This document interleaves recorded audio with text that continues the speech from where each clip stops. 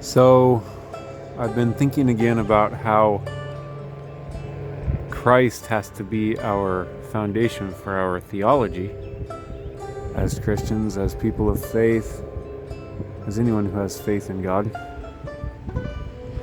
As the Bible teaches us that we are one in Christ and the unity of His Spirit. It never says that we're one in the Scriptures or one in the Bible, because the Bible, well, it has too many issues in it to adequately unite us. Here's another example that I've been thinking of lately. In Proverbs, wisdom personified is speaking and basically mocks a bunch of people that ignore her. She's personified as a woman.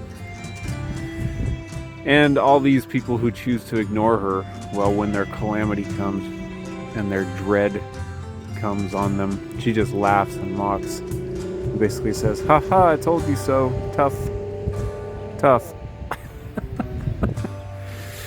But then, later on in Proverbs, we are told, do not, what does it say? Do not rejoice when your enemy stumbles, lest the Lord see it and be displeased." Right? And then there are other places where we know that God says, hey man, you're not to seek revenge, and don't wish evil things on people who do evil, and we never return evil for evil, right? So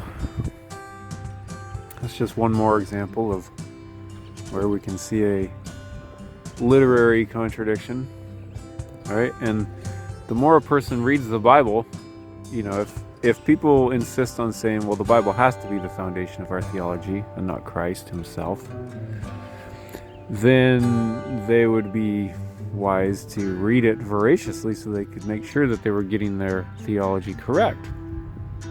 And some people do this, right? A lot of people do. I was one of them.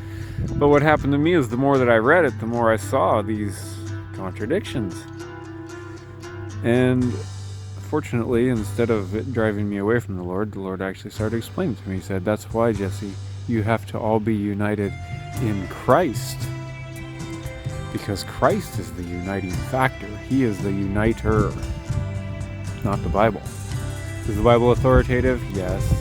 Is the Bible inspired by God? Yes. The Bible also clearly tells us that Christ is what unites us, and who unites us. Thank you, and please come again.